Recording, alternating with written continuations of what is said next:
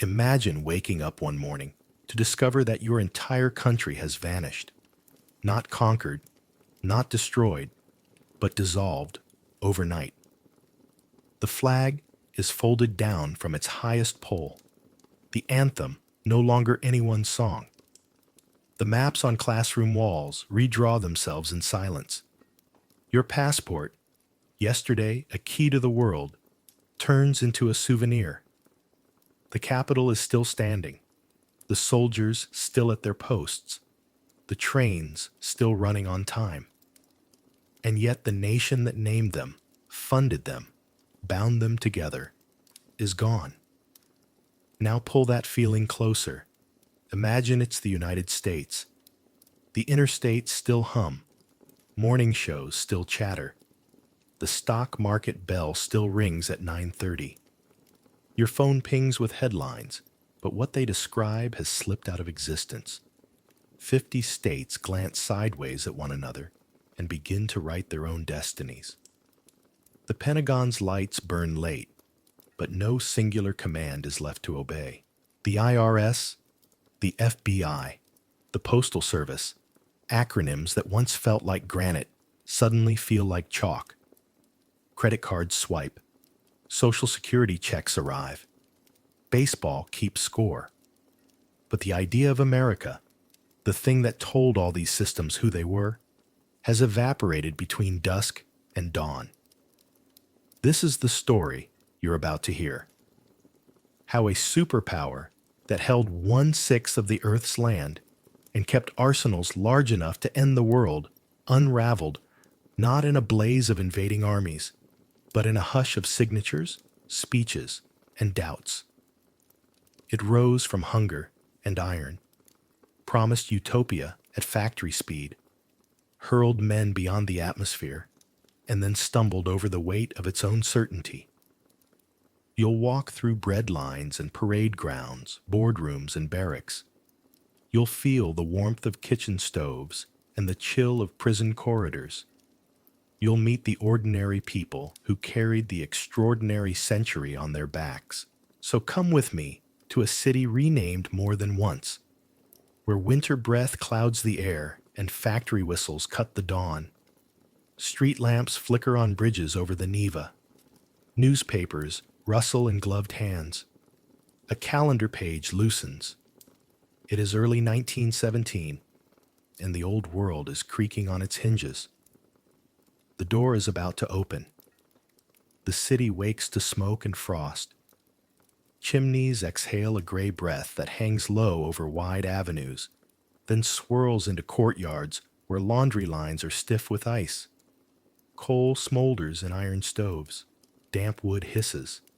Somewhere a baker's oven opens, and a warm ribbon of rye and crust rolls down a side street like a promise. Tram bells chatter. Metal wheels spark on the rails, and horses stamp in place, their coats steaming in the early cold. Lantern glass rattles. Kerosene, cabbage, leather, and snow. The recipe of a winter morning that settles into the throat and coats the tongue. They used to call it St. Petersburg. Now it is Petrograd, a new name spoken through scarves. The Neva moves under plates of ice, groaning softly, shore to shore. Bridges throw long iron shadows. On Nevsky Prospect, boots tap the rhythm of necessity. Workers with lunch tins. Clerks with ink-stained cuffs. Boys selling papers with red ears and cracked hands. A samovar ticks in a window. A clock on a public building refuses to hurry. Above it all, the gold of an imperial spire glows faintly through the haze, like a memory that will not leave even when everyone pretends it has. Beneath street level, the city has another face. In basement rooms, slick with damp, mattresses sag on rope beds. Wallpaper curls back from the plaster like old bark. A woman shakes out a shawl by the door and sends a small weather of lint into the air. A kettle sings on a blackened stove. A child's cough stitches through the room. Boots with nailed soles dry on a line dripping onto a pan. There is a loaf of bread on the table with a knife sunk half an inch into the dark crumb. The blade wobbles when someone passes. Walls remember last night's arguments in their condensation. Outside, footsteps wash past in waves. Inside, a grandfather's face shines with tea as he warms his hands on the cup and tells the child, softly, that it will be a good day if the line is short. Above ground, snow dresses the city in a single, careful color. Posters peel from brick. Promises of victory. Announcements no one believes. A circus lion with a tear of water running through its printed eye. Shops lift their grates. A fur hat in a window sits like a small animal that has decided to sleep through history.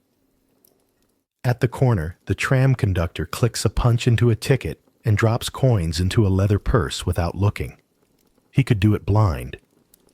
His cheeks carry a permanent red from the wind. His breath makes small clouds that break and vanish in the draft of the car. A woman boards with a bundle under her arm and stands because everyone is standing. A soldier leans against a pole, uniform scuffed, collar turned up. His gaze rides the street outside, where a line has already formed in front of the bakery. Up the river, palace windows catch a scrape of sunlight and toss it back like a handful of coins. Inside those high rooms, parquet floors gleam under the weight of chandeliers. The air carries a weightless perfume of beeswax, tea, damp wool from coats recently shed. A servant glides, moving as if to avoid bruising the silence. Porcelain, crystal, a bowl of preserved cherries. Silk whispers. Keys are carried on a ring that never crashes. Through the glass, the city looks like a painting. The white of the embankment, the slow smoke, the ants of distant figures. Out on the street, a man stamps his feet and blows into his hands. In here, a spoon chimes on china. Both sounds are true, and both belong to the same morning. The factory whistles argue with the church bells. One is a command, the other a call. Both are regular, both decisive. At the Putilov gates, men gather in clots of breath and cloth, knuckles red and split, mustaches rhymed, sparks spit where a door opens to the foundry. Someone laughs, and the laughter becomes a cough half a second later. Names are called, the roll taken. The ledger's pencil bites the paper. There is a rumor that spreads like heat through the crowd, the sort that has no author, no end point, only a destination. A man repeats it to himself as if it were a prayer. Work begins. Hammers ring. Somewhere a belt slaps, then catches. Somewhere a foreman leaves a fingerprint of grease on a page. By late morning, the street has learned to hum in a new key. The first chant is almost conversational. Bread, bread, spoken the way someone might ask for directions. Then it gathers. The words step into rhythm. Find allies in other mouths. Women from the textile mills come in a thicket of shawls, their faces chapped, their hands intelligent and quick. Students ghost at the edges, scarves tucked into coats, eyes bright with inconvenient hope. Shopkeepers pull their doors half closed, then peer through the glass. The police whistle is a thin thread that hardly reaches the second row of the gathering. Slogans bump against stone facades and return as echoes, softer, rearranged, like the city is trying them on in a mirror. Snow does not care. It eddies at corners and settles on shoulders. It collects on the brim of a cap that was once black and is now salt-stained to a soft gray. A drummer somewhere finds a march without orders, and a boy near him picks it up on a tin can. Overhead, telegraph wires hum a private song to the wind. Communication without listener, message without punctuation. The scent of hot metal drifts over from the tracks. A locomotive sighs, then coughs, then rolls forward with a patience that feels like power. When the train passes, the quiet it leaves behind is shaped like the train. In the poorer streets, onion domes lift their colors against the flat sky. Incense lives in the wood of certain doors. When they open, a century spills out, warm and dark and filled with murmurs. Candles exhale their own weather. A woman kisses an icon, touches forehead, chest, shoulders, and steps back into the world of receipts, shortages, lines, and clocks that do not keep the time they are told. Old Russia and the new city pass each other on the stairs and do not apologize. A priest's robe brushes a newspaper headline. A soldier's boot scuffs a threshold that has survived 3 czars. This is how the empire feels from the inside on an ordinary day. A coat that is too heavy and too thin at once. The wealth at the top glitters like frost in sunlight. The poverty below sticks like slush to the hem of every story. In salons, voices glide over French vowels and land as lightly as feathers on matters of policy. In kitchens, hands slap dough on a floured board, and something like arithmetic is done with rations and rent and hope.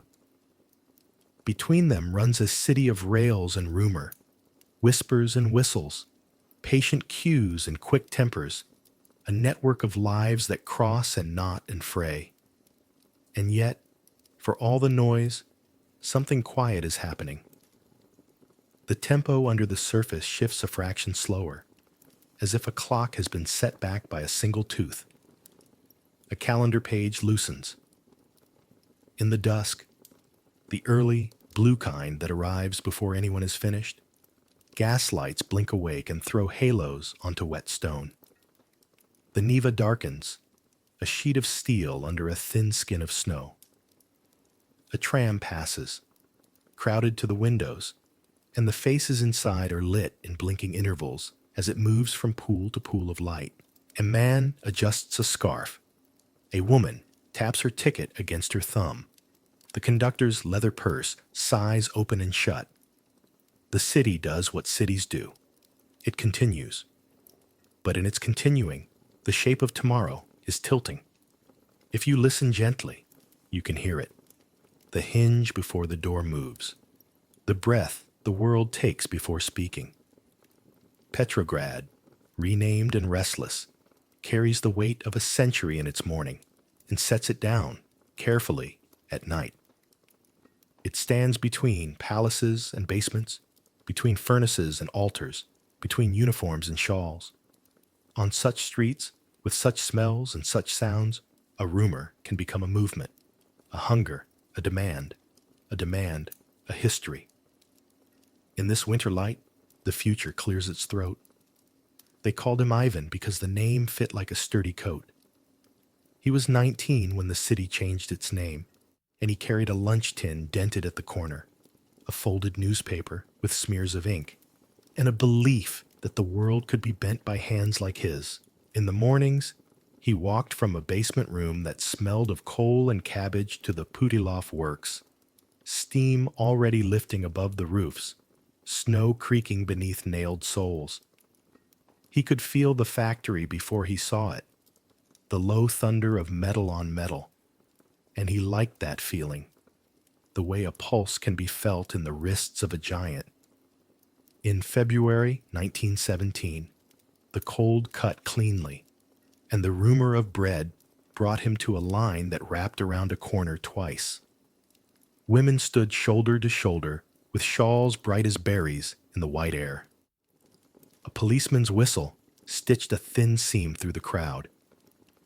Someone behind him began to chant, not with rage at first, but with the patience of need. And then others joined, and the sound climbed like scaffolding being erected, level by level. A girl, no older than 15, braids frozen at the ends, laughed when a snowflake landed on her lip, and in that laugh, Ivan heard a crack in the season. The factory whistles argued with church bells. Work or prayer, command or call. He stepped out of the line and joined the march with the careless bravery of youth. When the Tsar fell, it felt to Ivan like a window had been opened in a room he had lived in all his life without knowing it needed air. He and Anna, she of quick hands, a shawl that always smelled faintly of soap, and a smile that made him stand taller, married in a kitchen with a clock that had given up keeping time. They rented a corner, their bed curtained off from a cousin's bed by a sheet. Their daughter, Masha, arrived with summer heat, a pink fist waving like a flag. The newspapers called people comrades, and even the letters on the posters seemed to lean forward. In October, soldiers with unfamiliar ribbons on their sleeves passed under street lamps that buzzed with moths. Ivan stood outside the factory gates, listening to speeches stain the air with words he could nearly understand. Land, bread, peace. He repeated them to himself until they felt like stones he could stack. He was not a reader and not a thinker, he told himself. He was a worker, which was the new word for hero. The old bosses had fled. The new bosses wore leather coats and looked at the world as if it were a map. But inside the hall, the machines still wanted oil, and belts still snapped if too tightly drawn. He liked that about them, their honesty. The Civil War was not a marching band, but a weather. It rolled over the country with its own logic, turning fields into chessboards and families into arithmetic. Ivan did not pick up a rifle. He picked up a wrench. He joined a repair brigade that traveled by boxcar to towns whose names were pried loose and hammered back on at odd angles. He fixed locomotives that had been left to sulk on sidings, oiled gears in the wet, passed tools hand to hand in the clank and hiss.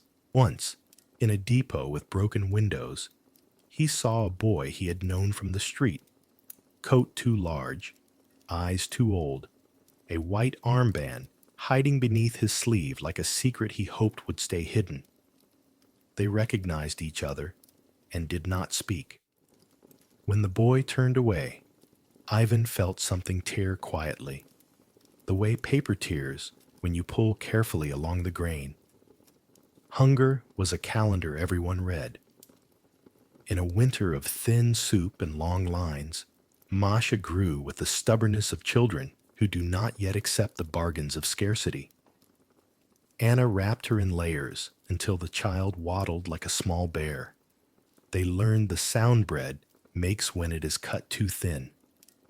They learned how to keep sugar in the bottom of a teacup, to be licked only at the end, as a small holiday in the mouth. Once, Anna traded a brass candlestick for a sack of potatoes, and Ivan carried it home as if it were a sleeping child. The city's new name, Petrograd, barked in the mouth, but it felt honest to him, less ornate than before. He liked the way the letters looked together on a sign. By the later 1920s, the air seemed to clear. Posters promised futures that glittered without tiring. The factory floor stretched like a horizon, and Ivan, now in his 30s, could read a blueprint if he kept his finger on the line. Masha wore a red tie and learned to sing in unison. She wrote essays with phrases too big for their small apartment, historical necessity, dialectical something, and Anna put them on the shelf as if they were porcelain. Nikolai was born in the winter of 1919 and grew into a boy with hands like his father's and a head that tilted when he listened, as if the world were slightly to one side of where other people thought it was. He liked to take apart clocks and could make a whistle from a blade of grass that sounded like a bird in a far-off tree. The city shifted again. Petrograd became Leningrad, and people said it with a kind of propriety, like a hat removed at a doorway. When the leader died, banners ran down walls like rivers of cloth.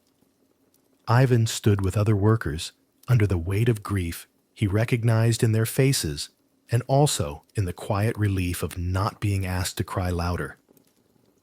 The 1930s did not arrive all at once. They crept in through quotas and slogans. The machines demanded to run faster than metal likes to run. Ivan was made a foreman. Then a foreman again when the first promotion turned out to be a mistake in a ledger that couldn't admit mistakes. He wore a cap that meant he spoke first at meetings. He wrote reports that made him careful with adjectives. He learned the bureaucrat's prayer. Let this pass over my head like weather. When a man in his brigade, a quiet one with clever hands, stopped coming to work, people said influenza, then transfer, then nothing. A few weeks later, another man nodded too eagerly when a speech was made and looked around the room like a student afraid of being called on. Ivan kept his eyes on his boots.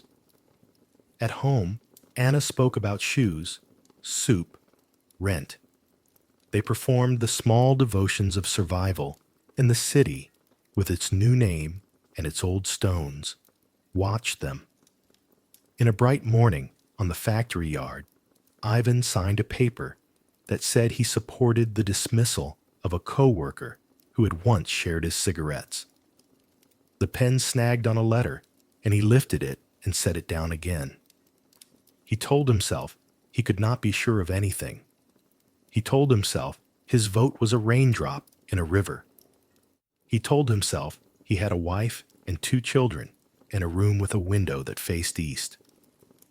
That night, he had the kind of dream where you must walk down a hallway that narrows, and at the end there is a door that will not open, and you wake with your fists clenched because they were trying to make a key of themselves.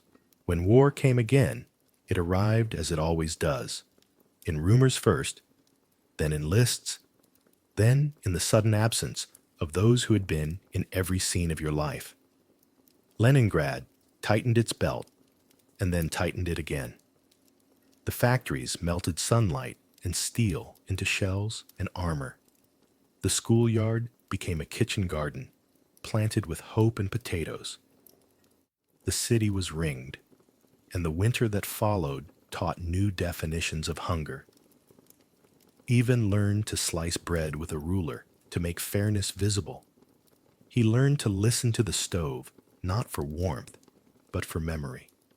He learned that the noise of a plane overhead could make a child stop breathing just to hear what would happen next. He refused to name the worst things because he believed his mouth should not be used for that. Nikolai went to the front with boots 2 sizes too big and a letter from his father folded in a shirt pocket. Keep your head and your feet warm, Ivan had written, and let both belong to you. Masha became a nurse's assistant, her hands discovering new ways to be kind. Anna let her hair go gray and did not speak of it. They marked the seasons by which foods appeared in lines and by the color of the light in the afternoon. Once, in a moment, the city granted him as a gift. Ivan stood on a frozen embankment, the sun low and orange behind the domes, and thought, if we survive this, the rest of my life will be made of after. They survived. Survival felt like a quiet returning to rooms, to pots, to blankets, to counting. The war ended in a choir of whistles and weeping. The streets filled in a way that looked like a river overflowing, gently, into the fields it had always wanted to reach.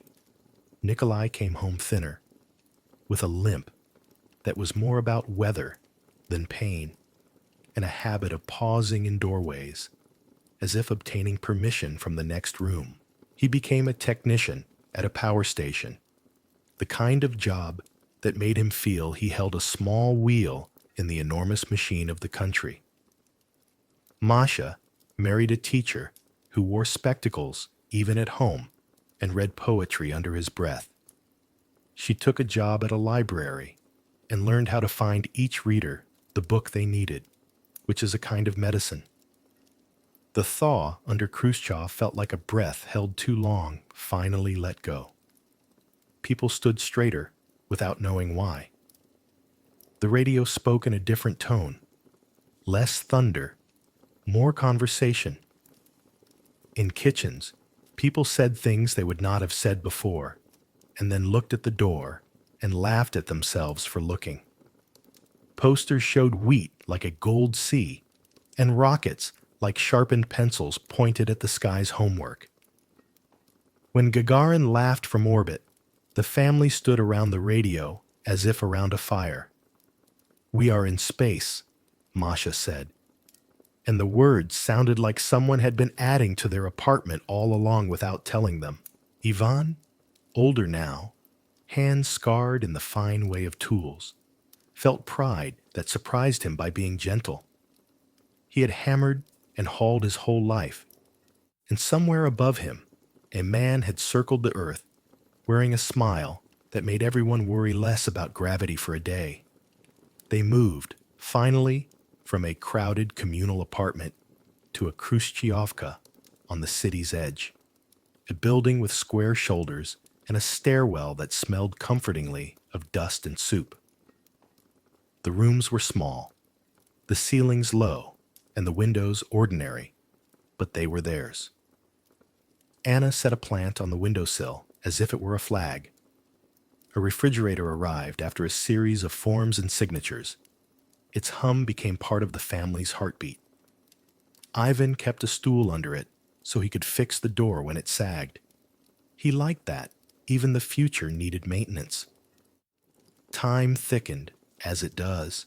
The Brezhnev years arrived without ceremony and settled in like a long winter that, while not cruel, made you look forward to spring without remembering when spring last came early. The city kept its habits. Parades that were both sincere and performed, lines that were both maddening and social. Jokes grew herbs in the cracks of certainty. Nikolai joined the party because it made everything simpler at work. At home, he set his membership card in a drawer under the socks, more out of superstition than shame. Masha's library ordered books, with titles that promised everything and delivered enough to keep hope alive. On summer weekends, they took a bus to a dacha that was more a garden than a house, and everyone dug, weeded, and drank tea from glasses in metal holders that made your fingers remember heat. Alexei, Alyosha, as a boy, was Nikolai's son, born in 1962. He had a gravity to him even as a child, a way of looking at a photograph and seeing what was just outside the frame. He built a small radio from a kit and spent evenings chasing voices from faraway cities, writing down call signs in a pencil that left soft smudges on his fingers. He believed in fairness and disliked being told no. He believed in his country, and he believed in the ache behind his grandfather's silences. He joined the young pioneers, wore the red tie bright and straight, saluted with the other children in the echo of gymnasiums, and then slipped the tie off carefully so it would not crease before the next meeting. When he laughed, it was quick, as if afraid of using up too much of a good thing. By the late 1970s, the corridors at work felt narrower to Nikolai, and the shelves at the store felt emptier to Anna, who now walked lightly and slowly in equal measure. Ivan's hands shook a little pouring tea. He kept a part in the toolbox for a machine that had been replaced years before, because you never know when the future will need what the past kept. He did not speak often of the men who had ceased to come to work in the 1930s. But when a neighbor's voice fell into the old whisper to tell a story from that time, His eyes found the window and stayed there. The postcard of a mountain arrived first. On the back, a slanted hand wrote, "Training. The air is thin and makes you think slower. I am fine. Alyosha." The enlistment had not been a surprise exactly. Boys became men, and the state needed men, and the instructions came like seasons. But the destination, whispered at first and then said aloud without meaning to, sounded far and dry. A place of dust and edges. Afghanistan. Alexei folded his uniform with care. Nikolai tried to teach him how to sleep on a moving train. Masha packed honey candy because she believed its sweetness could survive distance. Anna pressed a small icon into his hand when no one was looking, and he, who did not quite believe, put it in the inner pocket anyway for her sake.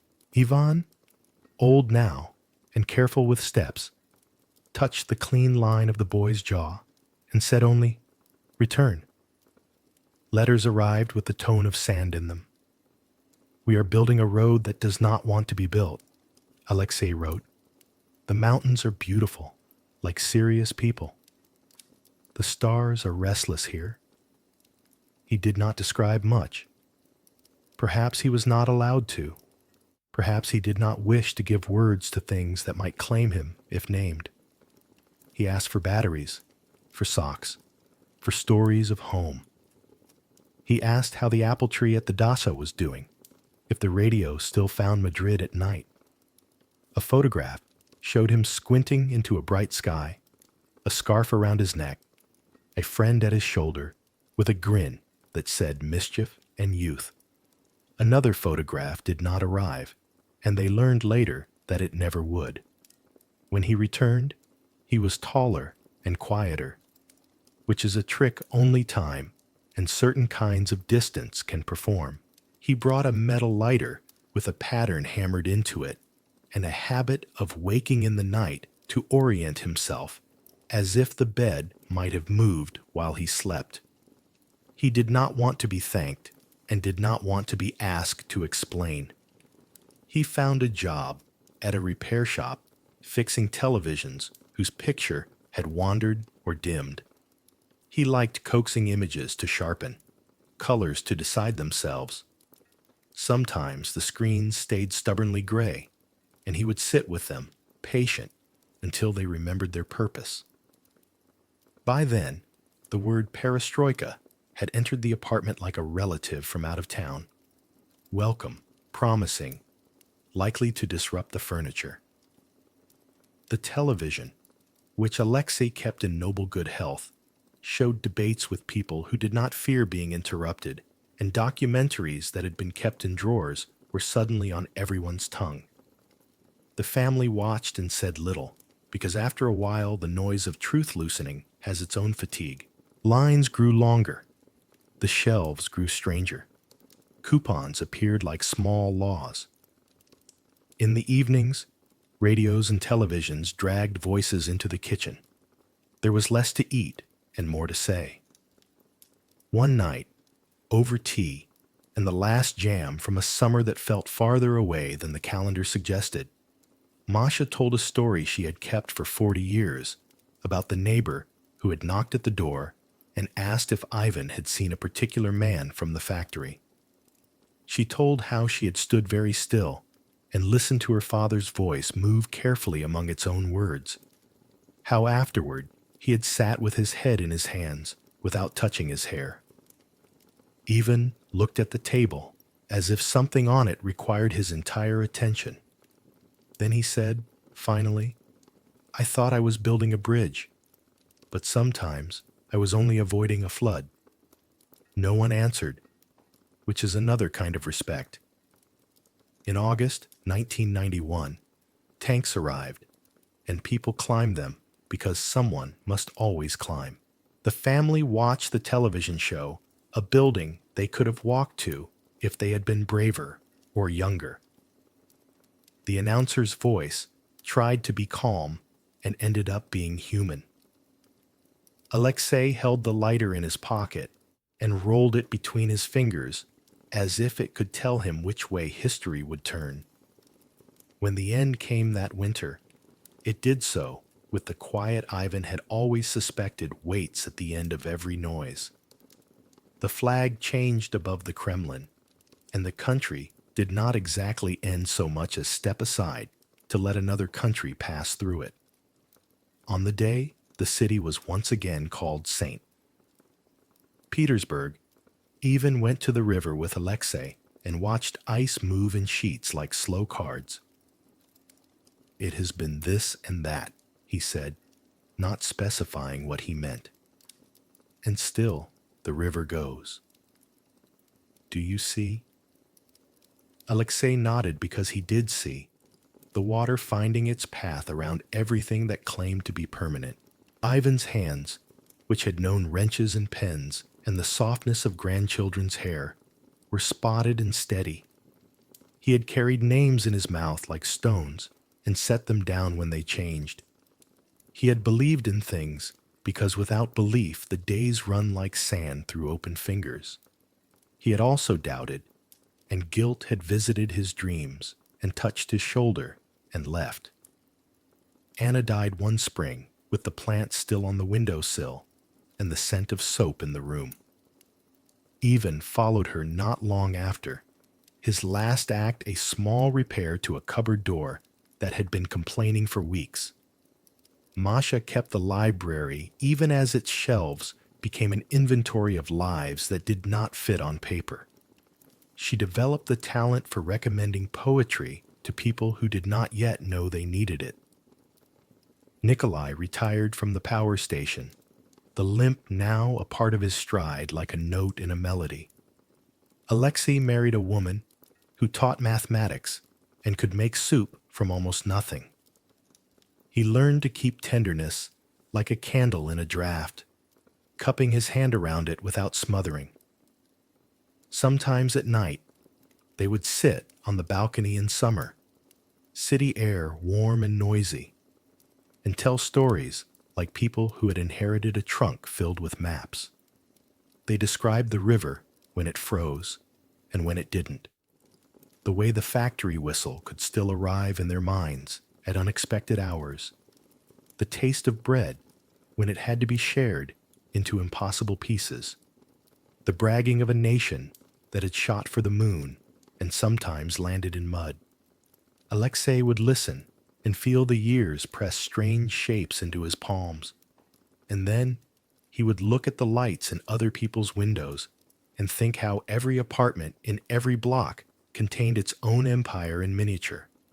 Laws, treaties, rebellions, truces. He kept the lighter in a drawer and the old radio on a shelf. Some nights, he turned the dial very slowly and chased voices that escaped the edges of the known. The static between stations sounded like snow, and it calmed him. Once in a while, he found a song from far away that did not need translation because a human throat is its own language. He would call Masha to the room, and they would sit, not the kind of silence that follows surprise or fear, but the kind that emerges when the day has used up its sharpness and only the felt part remains. In his dreams, Ivan still walked the factory floor, a warm glow in his chest when the machine caught and ran smoothly, a sorrow in his throat for all the things that had been shaped without kindness. He moved among men who had different opinions about the world and the same hands. He did not measure the worth of his life against borders or hymnals or speeches. If asked, he would have said his life was the sum of work, of faces around a table, of words chosen and words withheld, of a city that changed its name like a person changes a coat for the weather. And when the city called itself again by its oldest civilized name, it felt to Alexei as if a circle had been drawn, not to close a story, but to give it a frame. The frame contained his grandfather, the foreman, his grandmother with soap-scented shawls, his father with a limp that made him weatherwise, his mother with her librarian's heart, himself with a lighter in a drawer, and a radio that could catch distant weather. Outside, the river continued to find its way. Inside, cups were washed and set to dry. The flag had changed. The apartment had not. The past looked over its shoulder, gentle now, and did not ask to be forgiven, only remembered with clarity. On certain mornings, early enough that the city had not decided what kind of day it was, Alexei would walk to the embankment and watch the light discover the water. He thought of the boy in the bread line and the man who became a foreman because someone needed to speak first, of the nurse with chapped hands and the soldier in boots too big, of the girl with a library key and the child with a radio. He thought of the apple tree at the dacha, which refused to bear fruit for years and then surprised everyone with a parade of tart green spheres that made the best jam. He knew that empires rose and fell. He knew that families folded history into the pockets of ordinary days. He knew that the weight of a century could be held for a while in two hands, and that afterward you must set it down gently, the way you place a sleeping child into a bed and smooth the blanket without waking them. The system did not arrive as a single building. It arrived as a grammar for living. It taught people where to stand in line and where to stand at attention, how to speak in meetings and how to speak in kitchens, what to write on forms and what to write in diaries that could never be left unattended. It offered a calendar of anniversaries, parades, and harvest targets. It offered a vocabulary in which progress was always measured, and the future was always capitalized. From the first school pledge to the last workplace briefing, it arranged daily life into neat columns: wages, coupons, housing numbers, brigade scores, so that a continent could be read as if it were a ledger. In the morning, radios clicked on in millions of apartments like the opening of the same eye. The newsreader's voice, smooth, unhurried, official, moved through rooms with tiled stoves and through brand new kitchens stacked in rows inside boxy buildings. Children tied red scarves that made their necks feel the size of the nation. Mothers tucked ration books into bags. Fathers pocketed notebooks where daily output was calculated in figures that mattered as much as birthdays. A slogan on a wall near a tram stop could become the day's weather. 5-year plan in 4. And under it, smaller letters promising milk, steel, wheat, light. The system insisted that numbers were the most honest language and taught everyone to speak it, even those who preferred poetry. It tried to be everywhere: on the blackboard, in the cinema reel before the comedy, on the cover of the notebook, at the top of a report, in the anthem that began assemblies and the anthem that ended them. And yet its touch varied. For some, it was paternal and reassuring. For others, it was a supervision that never slept.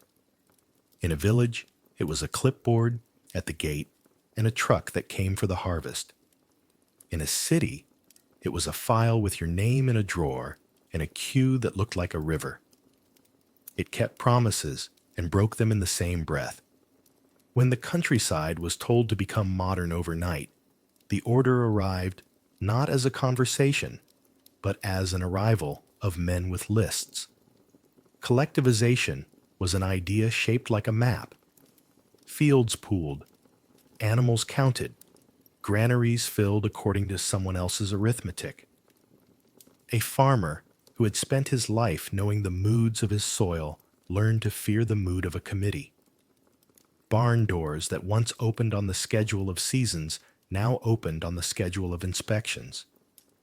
The village learned new words: kulak, quota, procurement, and learned to speak them with care, because words could become doors and doors could become cells. Hunger came with the stubborn quiet of bad weather. It did not arrive shouting. It arrived by decreasing the number of potatoes in the sack and increasing the distance to the next piece of bread. Mothers mastered the art of pretending to be full. Grandparents remembered earlier famines and the taste of bark. They taught grandchildren which grasses could be boiled into something called soup if you were careful about naming it.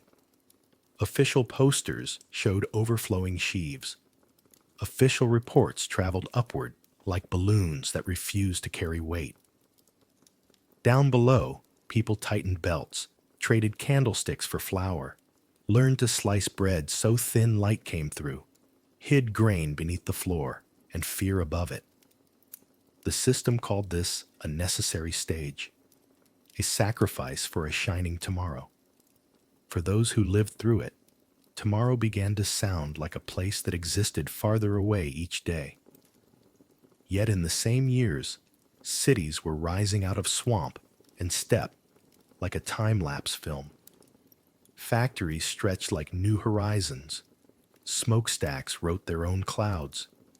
Electric lines stitched together districts that had never spoken. Train stations trembled with departures, and arrivals spilled into barracks that smelled of wet wool and hope. Men who had never seen a lathe learned to make it sing. Women who had never been paid wages for their work put on coveralls and stood at machines that stamped future into sheet metal. An apprentice could become a shock worker with a photograph on the wall. A brigade could become a legend if the numbers on its scoreboard ticked ahead of the plan. The city invented a new citizen, proud of grime on the hands, proud of sleeping 6 to a room in order to build 12 rooms next year, proud of the idea that even the light bulb above your bed had a role in history. The dream of a bright future had its own smell: paint, oil, iron, the ozone flicker of streetcar sparks. It had its own music: the clack of heels on factory floors, the steady turning of dynamos, the thud of beams lifted into place by cranes that looked like patient birds. It had its own gestures: salutes at the gate, signatures on production tallies, hands held high at meetings. And it had its own insomnia. Targets were a hunger that could not be fed. Each success sharpened the appetite of the next plan. The city's nights were short, its mornings early, its pride real. People sent letters home that said, "We are building the future. Come here, and you can hold it in your hands."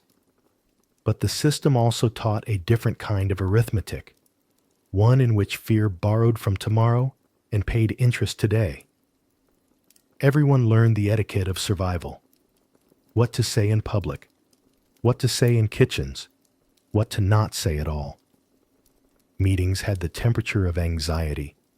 Applause had the precision of a metronome. On stairwells, voices dropped by instinct. The knock at night became a symbol that required no explanation. It might be the neighbor with salt to trade. It might be footsteps that turned your hallway into a border. You learned to sleep with your documents arranged and your shoes pointed toward the door, not because you expected to leave, but because you had decided who you were in case someone else tried to decide for you.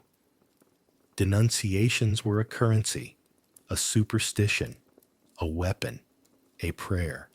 A letter could be written out of conviction or out of fear, out of malice, or out of a calculation that no one could ever prove.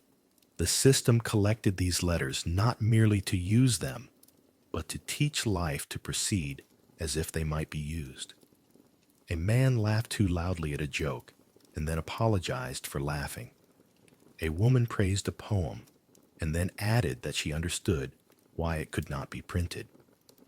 A foreman signed a paper about a worker whose hands had once saved his own. He told himself it was the weather. He told himself there would be no storm if everyone closed their windows. People hid their best selves inside their worst selves and waited. And then the war came, and everything that had been learned for survival suddenly had to be learned again for survival of a different kind. The same trains that had carried planned figures now carried soldiers. The factories became fortresses. Kitchen gardens became strategy. School children folded bandages and learned the geography of a city by the location of shelters. Hunger returned, but with a new passport. All the city's names were written on it. Fear returned, but it faced outward toward a line of fire that could be seen and answered. The system, which had often asked for loyalty without tenderness, now asked for courage and received it in a flood. Unity, once rehearsed in parades, became the everyday posture of people who held one another up through winters with names that still make kitchens quiet when they are spoken. The war promised equality in a harsh way. Men and women measured days by the same rations. Grief made no careful distinctions. A machinist's ability to coax precision from a stubborn tool became as important as a general's map. Language narrowed to essentials: hold, carry, endure, wait. The radio that had once measured out propaganda now measured out life. News from the front, names of cities, finally the date of victory that would become the birthday of a nation remade by loss and resolve. The system's demand for sacrifice no longer felt abstract. It had a face, often the face of the person at your table's one empty chair. After the war, the country carried its victory like a medal too heavy for the ribbon. Reconstruction became a second childhood for a nation already old. New avenues were poured. Prefabricated panels rose. Cranes traced cursive in the sky. There was pride in straight lines, in hot water that arrived when the tap was turned, in elevators that sometimes worked, in electricity that hummed with a steadiness people had come to crave. The system conquered darkness with bulbs in classrooms. It taught millions to read novels, newspapers, slogans, manuals, the complicated facial expressions of officials. It sent children to pioneer camps where uniforms and songs taught them to belong not to a family or village, but to a century. Yet the paradox grew like a second city inside the first. In one city, a rocket lifted from a step so flat that even the earth seemed to hold its breath. A man laughed from orbit and turned the planet into a neighborhood. Laboratories spun theories. Mathematicians folded space into equations. Engineers built machines that made noise the way a cathedral makes silence.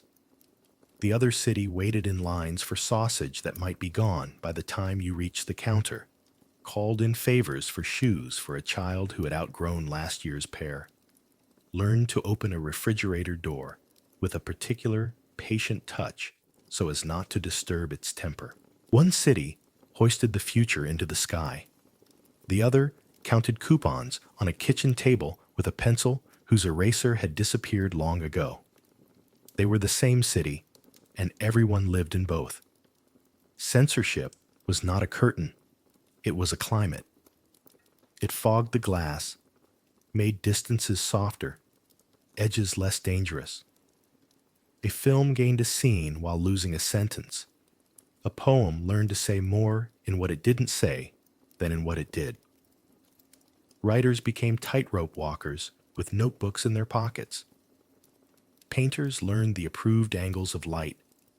Composers tried to write melodies that sounded like hope without sounding like dissent. In rehearsal rooms, directors rehearsed two versions of a conversation, the one for the committee and the one for the stage. Sometimes the system overplayed its hand, banning what it had not understood, and audiences learned to applaud the absence as if it were a presence. People developed radar for sincerity. Jokes Those small, subversive universities taught critical thinking more efficiently than 1,000 lectures. Sport, meanwhile, offered a theater where the system could display virtue in a form that didn't require footnotes. Stadiums filled with the warmth of shared nationality. Medals became proofs of ideology. Ice rinks and tracks became maps on which a political weather system could be forecast. Young athletes learned to carry the flag as if it were a baton in a relay handed from one generation to the next. The country learned to celebrate bodies, to make festivals of speed and strength. A gymnast's routine was a speech. A weightlifter's upward push was an argument. Television turned names into legends and victories into holidays. And in apartments across the land, people cheered not only for the nation, but for the right to be proud of something uncomplicated. Science had its own double life. Clinics made health more routine. Vaccinations turned childhood into a safer place. Physics turned the atom into both a promise and a threat that made sleep lighter. Polio retreated. Satellites advanced. A village boy could become a cardiologist. A factory girl could become a chemist. A cosmonaut could become a smile that belonged to everyone. Yet research proposals learned to bow in the proper direction. Hypotheses dressed themselves in careful phrases. Discovery was often announced in a voice that had rehearsed its caution. The system funded curiosity and feared it. It opened doors and then posted guards beside them. Housing blocks multiplied until they looked like a notation for order written across the land. In their uniformity lay comfort, a radiator that ticked in winter, a bathtub that filled, a balcony with enough space for tomatoes in summer. Community was an architecture, neighbors borrowing salt, watching each other's children, comparing rumors, exchanging recipes for making something edible out of whatever the store had decided to sell that day. Kitchens became parliaments with porcelain teacups. Stairwells became telegrams. Benches in courtyards became newspapers as credible as any that carried a seal. Life had a grayness that made its colors dearer. The system promised equality and sometimes delivered it in the least poetic ways. A dentist and a machinist found themselves in the same queue. A poet and a plumber in the same prefab apartment's elevator that stopped between floors and required negotiation. A director and a janitor could not buy more of certain things with more eloquence. The inescapable bureaucracy taught patience, and the inescapable community taught improvisation. Birthdays were celebrated with salads that had more memory than ingredients. Weddings were danced with abandon, born of having earned the right to joy. People learned to be generous with what could be shared. Time, advice, laughter. The last orange sliced so thin that everyone could taste sunshine. Fear did not vanish in the post-war decades. It changed costume. It wore the ordinary clothing of career caution, the anxious mathematics of promotions and transfers. Files thickened and thinned according to politics that the individual could not edit. The state could be capricious. It could also be kind. A sick child might find a doctor that was miraculous. A clever student might find a teacher who let them read unapproved poems in a back row. The system was a giant that stumbled and an uncle who remembered your birthday. It was the voice in the loudspeaker and the silence on the balcony. People navigated it with the same skills they used to navigate weather: a sense of cloud shapes, a talent for finding shelter, a willingness to declare a picnic anyway. As the years turned, the dream of the bright future moved from billboard to proverb. It still glowed. in laboratories, in classrooms, in the faces of children who learned that the earth had a shape and that they might walk beyond the horizon if they chose the right discipline. It dimmed in shops that promised but did not deliver, in offices where ink dried on paper that changed little, in speeches that sounded tired even when newly written. Cynicism bloomed like a hardy plant in cracks of certainty. But so did kindness. The neighbor who fixed your fuse at midnight, the friend who knew which store would have apples on Tuesday, the teacher who turned the map to show a student that the world was large and also near. And then, late in the story, the state tried to reform itself in public, as if a man were to rebuild a boat while already at sea. Words like transparency and restructuring became part of daily speech, first carefully, then with relief, then with fatigue. The blackout curtains of censorship were tugged aside, and people looked into rooms they had suspected but never entered. Shock arrived, not as lightning, but as sunlight revealing dust. Heroes were reconsidered. Villains were named. Victims were allowed to become ancestors instead of rumors. The system, which had always prized unity, discovered what it meant to host 1,000 conversations at once. Queues lengthened even as truths were spoken. The same television that showed films once left on shelves now showed empty store shelves. Factories slowed. Regions renegotiated their marriage to the center. Currencies learned to wobble. Yet, in the midst of uncertainty, millions discovered the untidy dignity of speaking without looking first at the door. The country's debates moved from committee halls to kitchens that were, in fact, their oldest parliament. The dream of a bright future shed its official capitalization and began to live again in smaller letters. A good school for a child, a medicine that worked, a business that could stay open without bribes, a newspaper that could be trusted 3 days in a row. In the end, the social fabric woven by the system turned out to be composed not only of decrees and plans, but of habits and friendships. People who had learned to line up also learned to stand together. People who had learned to be cautious also learned to be brave in ordinary ways. The state changed its nameplate and its anthem. Buildings kept both their elevators and their size. The queues adapted. The kitchens kept their parliament. The idea of a future kept its courage, but acquired a humility, understanding that no map can be more accurate than the feet that walk it. What remains, looking back, is not a simple verdict, but a landscape. Vast factories that gave a nation a new spine. Fields that were told to be mathematical and punished when they remained seasonal. Libraries where censored books sat beside comic novels. Stadiums where flags moved like winds.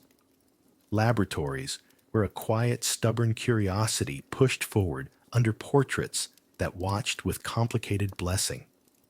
A system intended to transform millions into a single will, instead taught millions to coordinate their separate wills in intricate patterns of compromise and help, silence and speech, obedience and private dissent. It is fashionable to say that the social world of that era was gray. Perhaps it was, often, undeniably. But inside gray, there are many shades. There was the gray of winter mornings, when a child's scarf was wrapped twice and made the day bearable. There was the gray of factory dust that settled even on wedding shoes. There was the gray of pencil lines underlining a poem not yet allowed to be loved. The gray of televisions showing a cosmonaut's smile. The gray of sidewalks where summer chalk games hosted a future that refused to be entirely planned. And there was the gray of a sky split by a rocket's white thread. promising that human beings who manage to form committees about bread can also step beyond the atmosphere and laugh. The system formed millions, but millions also formed the system in return. They made it livable, then survivable, then revisable, and finally let it go. They learned to be citizens of a country, and of a century, and of an apartment block, and of a line for oranges. They learned to read weather and faces, to count ration coupons and blessings, to say what must be said, and to keep safe what must be kept safe until a quieter time. In that quieter time, when doors no longer knock at midnight without permission, they tell stories. In them, the crowds chant, the factories whistle, the stadiums roar, the orchestra's overture, the rocket's ignition, and the soft hiss of a samovar all become parts of the same long chord. It is not always beautiful, but it is undeniably human, and it fades, eventually, gently, into something like peace. History rarely crowns a superpower in a single ceremony. It happens through accretion, steel upon steel, factory upon factory, ship upon ship, until a nation that once worried about harvests begins to worry about horizons. The Soviet Union did not inherit greatness. It manufactured it at tremendous human cost, then administered it with a mixture of discipline, fear, improvisation, and genuine belief. What follows is not a verdict, but a long view of how the Union rose to the status of superpower, how it sustained that altitude in the thin air of the Cold War, and why, at last, it descended without the world's armies meeting in pitched battle. How the USSR became a superpower. The ingredients were assembled early. A vast landmass rich in resources. A revolutionary state that demanded purpose from every hour. And a geopolitical position that forced vigilance. The 1930s forged the first pillar, industrial capacity, by pushing the countryside into the city and the peasant into the factory. The cost was acute and often unforgivable, but the result was measurable. Blast furnaces lighting the night, railroads binding regions, machine tool plants teaching metal to behave like intention. Where there had been wooden plows, there were now turbines. Where there had been candlelight, grids began to hum. The Second World War completed the metamorphosis. The USSR bled and did not break. In that crucible, the state learned how to mobilize every sinew of society, and the army learned how to fight modern war from its first grim minutes to its last triumphant day. The victory gave Moscow an authority no speech could purchase. It also gave the Union an empire of security zones from the Baltic to the Balkans, a belt of buffer states that made invasions longer in fantasy and shorter in policy meetings. Amid the ruins, the state rebuilt, faster than seemed plausible, stacking concrete, wiring apartments, and restoring industry until the economy could project power as well as provide bread. Then came the atom. In 1949, the Soviet test at Semipalatinsk signaled that the nuclear monopoly had ended. Within a decade, the Union mastered the hydrogen bomb and the missiles to carry it. Sputnik in 1957 and Gagarin's orbit in 1961 reorganized the hierarchy of pride not only in the USSR, but around the world. It is hard to exaggerate the psychological gravity of a beeping sphere in the night sky and a human laugh transmitted from orbit. Add to this a standing army measured in millions, a defense industry that could redesign itself overnight, and a political apparatus that treated focus as a virtue, and the result was unmistakable. One of two centers of gravity in a bipolar world: the Cold War and the nuclear balance. The Cold War was less a continuous fever than a climate with shifting seasons. At its heart, lay a paradox everyone learned to live with. Security could be achieved only by maintaining the possibility of absolute insecurity. The doctrine acquired a grim acronym: Mutual Assured Destruction, and a practical choreography: missiles in silos and submarines, radars squinting at polar skies, bombers circling like arguments that would not land. Crises drew lines on maps and nerves.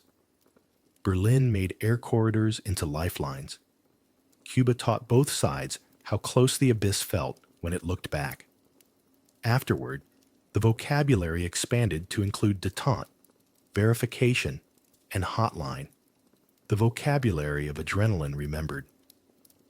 In this strange arithmetic, war and peace shared a ledger. War plans were rehearsed in war games to prevent war. Peace was patrolled with the intensity of a front.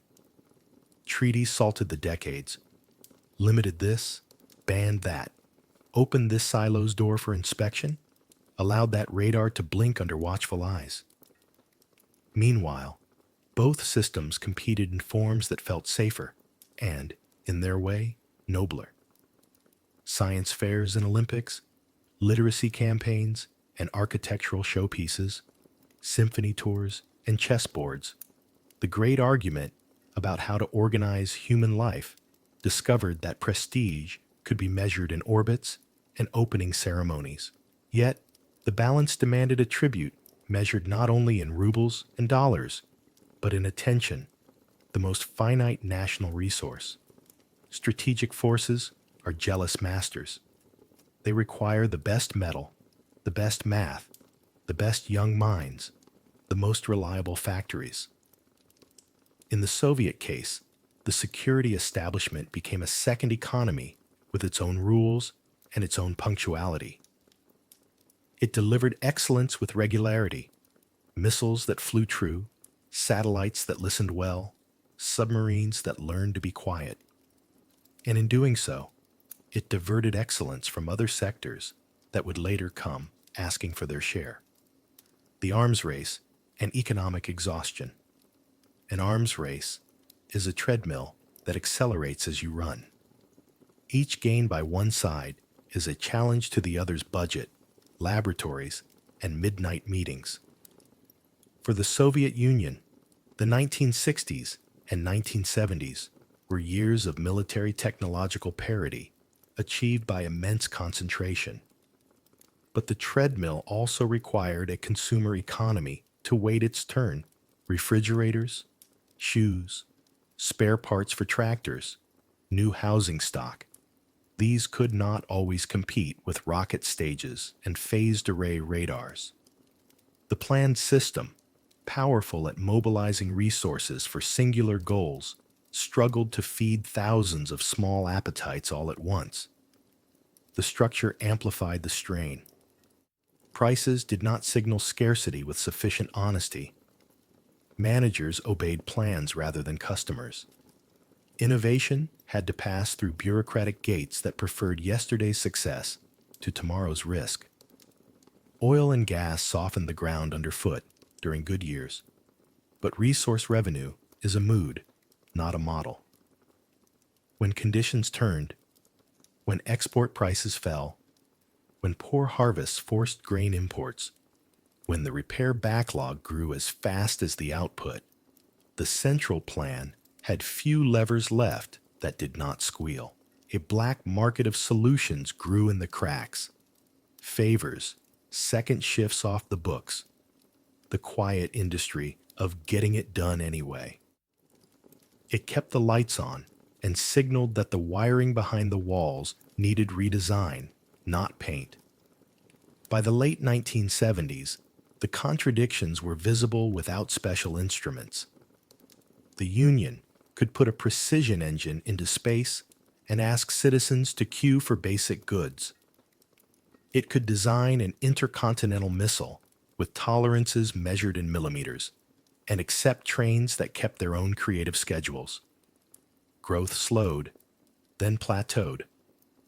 The system's own vocabulary betrays the mood. Stagnation is not a catastrophe. It is a long exhale that never finds a fresh breath.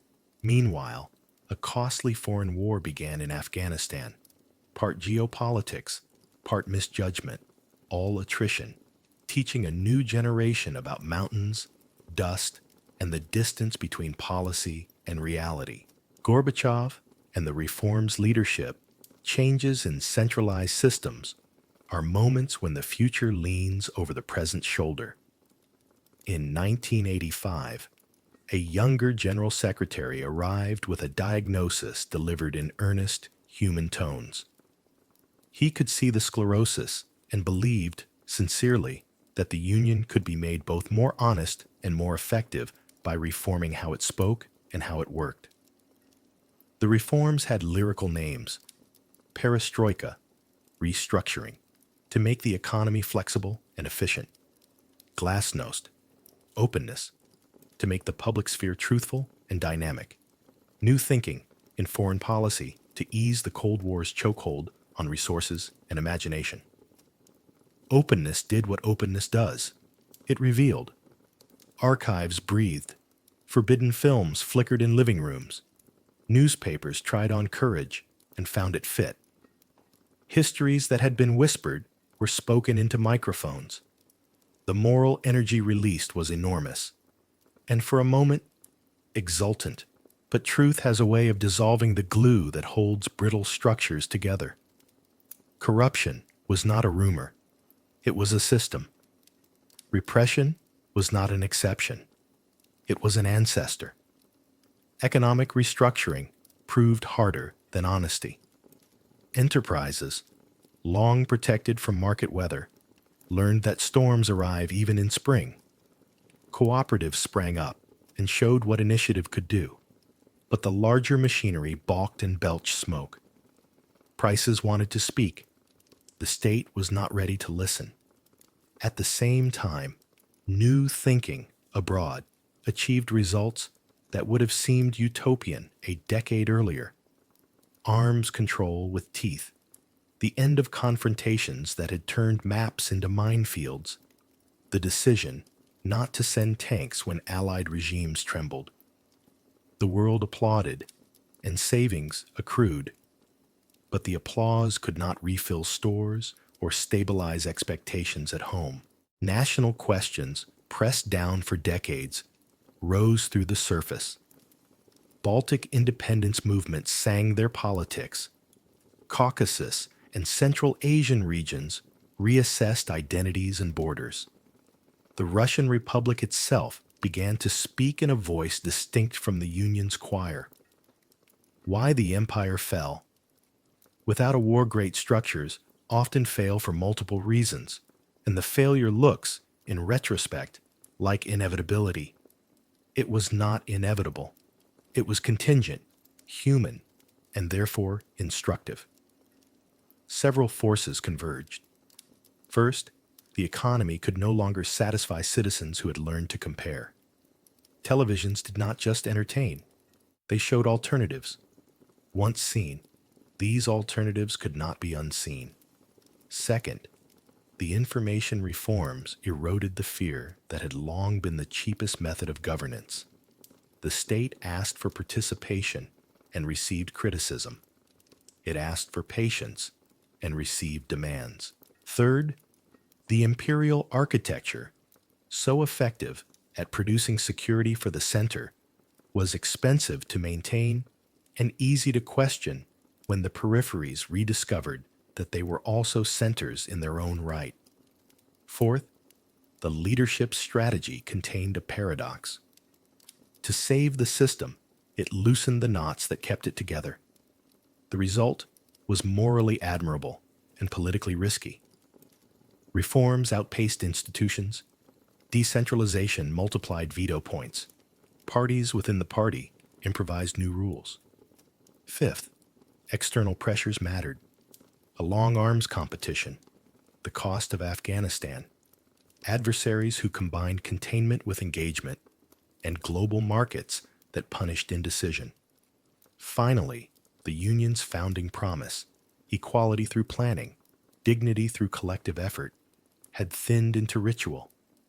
Ritual can sustain identity for a time. It cannot substitute indefinitely for results. Why then, no general war at the end? Because several thresholds were not crossed. Commanders obeyed lawful orders to stand down. Political actors chose legitimacy over force, often enough to set a pattern. The public's exhaustion preferred quiet revolution to loud catastrophe. And because, after so many funerals in the 20th century, millions of people on all sides recognized, perhaps unconsciously, that history sometimes gives a country a choice between tragedy and sadness. They chose sadness, and then they chose to proceed. Hidden parallels with the present. Lessons for any state history is not a vending machine for morals, but it offers patterns. From the Soviet arc, several stand out with the soft insistence of truths you can test. 1. Overreach is not only military. A state can exhaust itself by trying to do too much with too little information. Planning is noble. Over-planning is fragile. When every factory reports upward and every shop waits for a truck that waits for a form, the system acquires latency that no slogan can erase. Modern states must cultivate feedback loops that are fast, honest, and safe for the messenger. 2. Fear is efficient until it is not. Terror produces obedience quickly and corrodes competence slowly. People who fear to report bad news invent numbers. Those numbers compound into policies detached from reality. Building institutions where truth can travel without disguises is not sentimentality. It is engineering. 3. Legitimacy has two engines: performance and permission. Performance is bread, warmth, order, opportunity. Permission is consent, procedures that let citizens say yes, because they could also say no.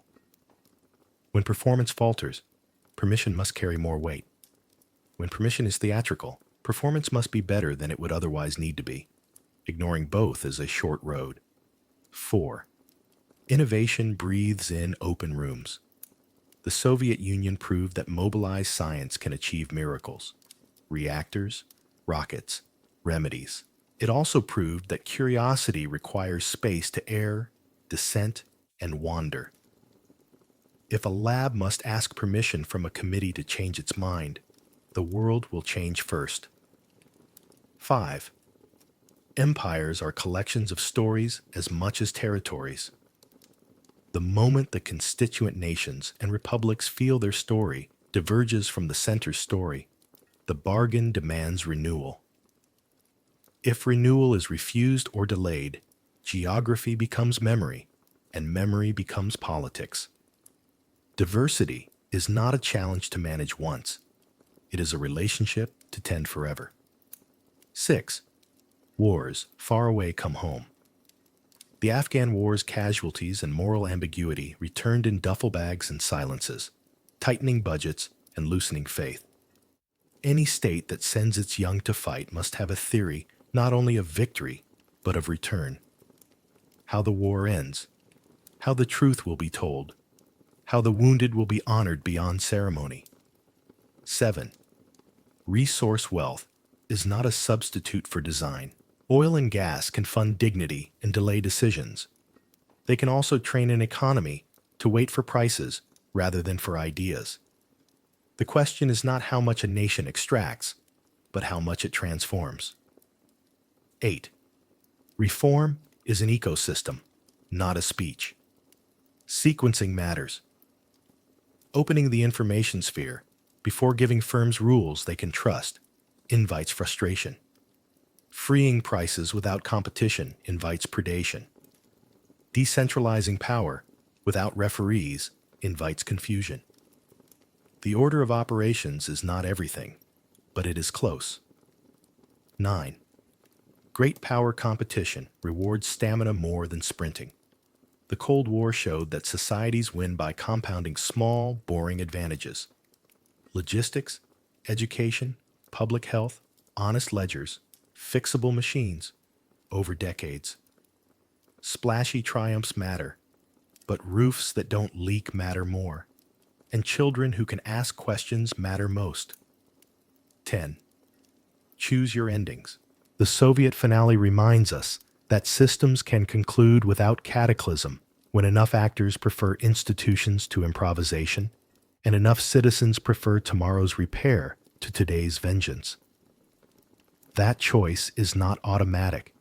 It must be prepared by norms in barracks, by habits in parliaments, by a culture that teaches the difference between firmness and fury. Stand back from the 20th century, and the shape of the Soviet story becomes a mountain range, ascents cut from will and steel, plateaus sustained by order and pride, descents mapped by economics and speech. To live under that mountain was to learn the art of making a life within a system that told you what life should be. To watch it from afar was to learn that power can be immense and provisional at once, and to read it now, in the quiet after, is to meet a paradox worth keeping. That a state built on planning and promise could go further, faster than seemed possible, and that it could stop, step aside, and let a different future pass without turning the century again to fire.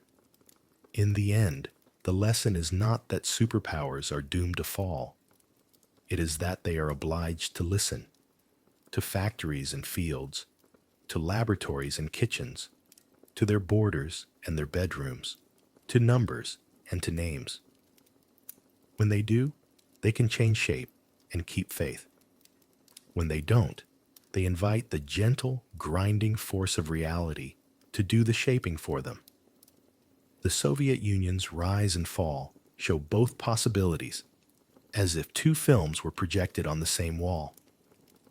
The double exposure is not tidy, but it is instructive, and it flickers on in every country that hopes to be powerful and good at the same time. Dawn on August 19th began with a voice that did not blink. Alexei woke to the radio, speaking in a tone designed to sound inevitable. Emergency, order, stability. Words that tried to sit heavy on the morning. The television offered ballet as if history were a stage that could be calmed by perfect balance. Swan Lake looping, while the announcer's cadence turned the day into an announcement. Outside, the courtyard was already listening. Apartment doors opened and paused. Neighbors gathered with the choreography of news. Someone said, "Moscow," as if the city were a weather system. He did not ask permission from anyone but his own pulse. A small bag, a thermos of tea, a scarf from his mother's shelf. These were his provisions. The underground carried him through stations he knew by tile and echo.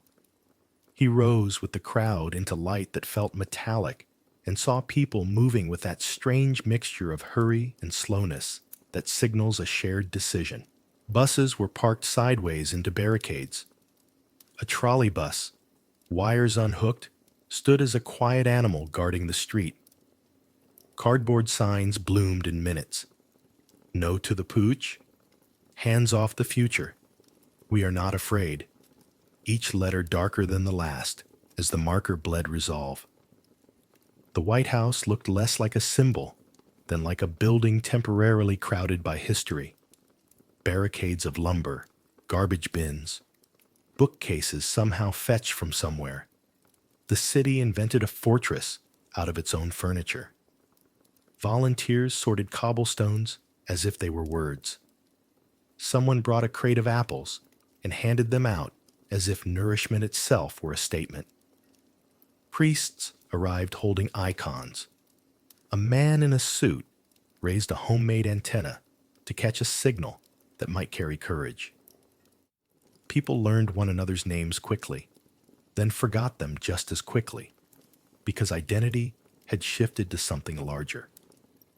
When the tank rolled up, the crowd stilled, a held breath shared by thousands. The soldier's face under the helmet was not mythic. It was young, creased by a night without sleep. Whispering ran along the barricade like water through reeds. They might advance, they might not. And then a man in a white shirt climbed onto the armored hull with the deliberation of someone climbing onto a sentence that must be spoken cleanly. He unfolded a paper, and the wind tried to steal it. His voice was hoarse and alive. The microphone made it both larger and more human. Alexei could not hear every word, but he heard the grammar of it. Refusal, law, we will stand, and the way the crowd accepted that grammar as their own. Applause did not ripple. It detonated and then held, sustained like a note you find you can sing longer than you thought. Hope arrived in practical forms. Women in shawls poured tea into tin cups. Students passed stacks of leaflets as if distributing a vaccine. An engineer with ink on his fingers argued gently with a conscript about the true meaning of oath.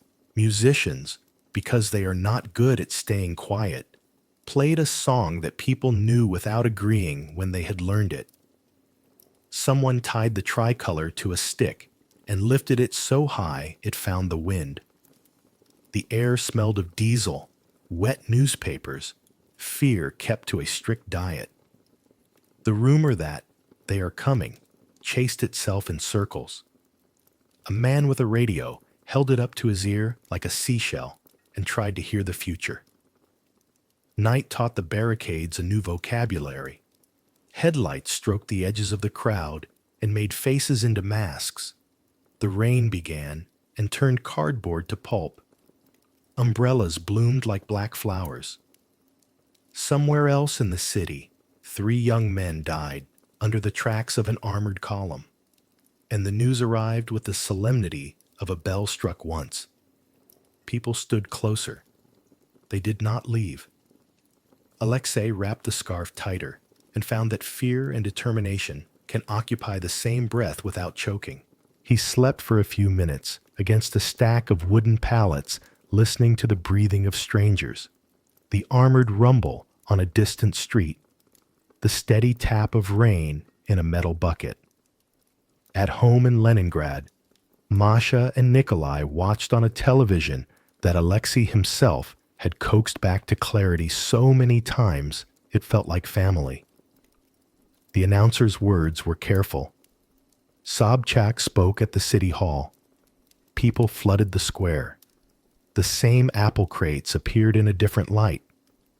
Masha kept her hand on the radio's volume knob, as if preparing to negotiate with fate. Nikolai, who had learned the temperature of power in earlier decades, stood with arms folded and eyes that had never taken orders easily. "Let them choose honor," he said to the room, not specifying who them were, as if to give the word more room to find its targets.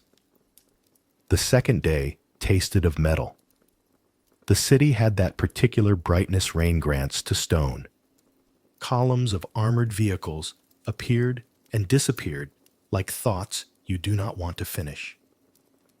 A paratrooper, no older than Alexei when he had first fixed a television, stepped forward and said quietly that he would not storm citizens.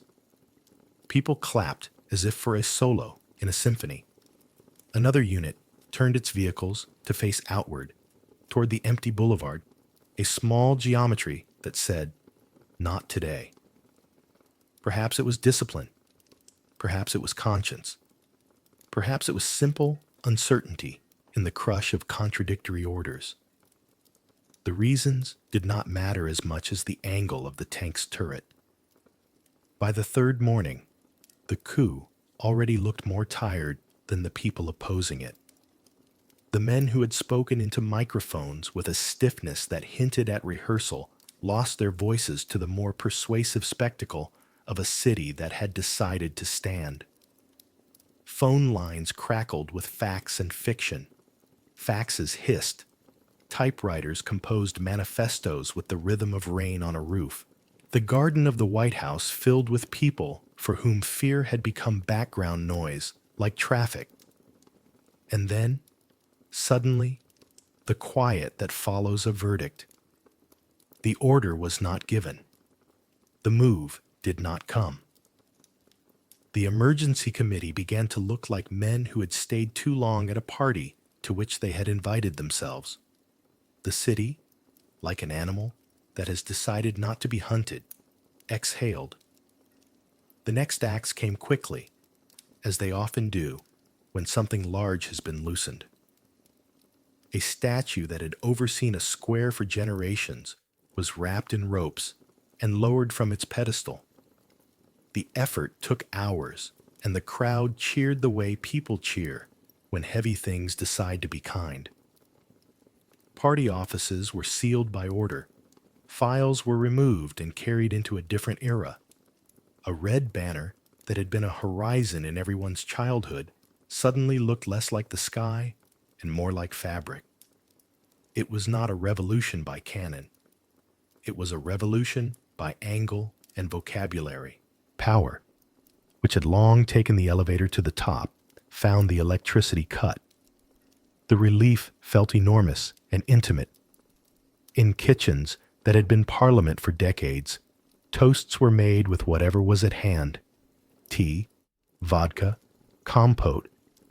Glasses lifted for those who had climbed tanks and those who had simply refused to be moved. On benches under exhausted trees, people laughed in a key they had not used in years. In workplaces, meetings gathered without scripts. Even the air smelled different, as if someone had opened the window in a very large room. But victory never arrives alone. Behind it walked bewilderment, and behind bewilderment walked the stubborn arithmetic of daily life. Autumn announced itself with long lines that did not always end in purchase, wages that found themselves thin by mid-month, prices trying to learn how to be honest all at once. The state had loosened its fist and discovered that hands, too, can shake. In corridors of power, declarations and decrees multiplied. In markets, scales learned to weigh carefully. In living rooms, maps began to look temporary. Alexei kept fixing what could be fixed: a neighbor's television, a loose hinge, a radio that needed a new coil. He liked jobs with visible endings. December curled the year into itself. Snow arrived and made the city sound like cloth. On the 8th, words were signed in a forested place far from the capital. New Union, Old Union, names rearranged into a future that had not yet found its furniture. The newspapers printed photographs of men at tables, and everyone tried to attach to them a feeling that could be lived with. Then came the 25th, a date that had never had this meaning. The broadcast began in a room that wanted to be understood. A desk, a flag, a man who had become more familiar than any relative. He spoke with care, each clause placed like a cup on a saucer. Resignation is not a simple verb. It must be carried in the chest. He carried it. He spoke of reforms and faith and fatigue. He spoke of not sending tanks. He spoke as if language could lower itself from a height without breaking. Masha stood beside the television and did not sit. Nikolai leaned forward with his hand over his mouth. Alexei watched the face of the man, not because it would tell him the truth, but because it would tell him how to bear it. And then the camera moved. Outside, night over the Kremlin was cold and exact. The red flag with its hammer and sickle, a symbol as common as sunrise for 70 years, descended at a steady, unspectacular pace. It did not tear. It did not snag. It moved with the dignity of fabric obeying gravity. The tricolor rose, pale in electric light, as if remembering how to be itself after a long sleep. In living rooms, there were no cheers. Not really. There was the sound a house makes when a child has fallen asleep, the careful arrangement of silence. Somewhere, fireworks went off. and sounded like a mistake. Alexei put on his coat and stepped into the stairwell. Others were doing the same, pulled by a need to be in the air with one another. They walked to the river because rivers do this kind of work for cities. On embankments, frosted with new snow, people stood and did not know whether to speak. The water moved as it always does in winter, slower, more deliberate, carrying the reflections of towers that had outlived 5 flags. A man cleared his throat and said to no one, "Well, the way you say it when you have left a job without quite knowing what your next job will be." Red Square, which is never truly empty, felt empty anyway. The cobbles looked like a script in a language everyone could read, but no one felt like reciting. The bricks held their warmth close. The towers kept their watch. The history in the stones took a step back to let the future pass without a collision. Tourists had gone wherever tourists go in serious weather. The police stood without posture. A woman walked across the square as if late for an appointment with herself. The silence was not a void. It was a kindness. After a century tuned to anthems and orders, the square offered the country a minute of not being told what to feel.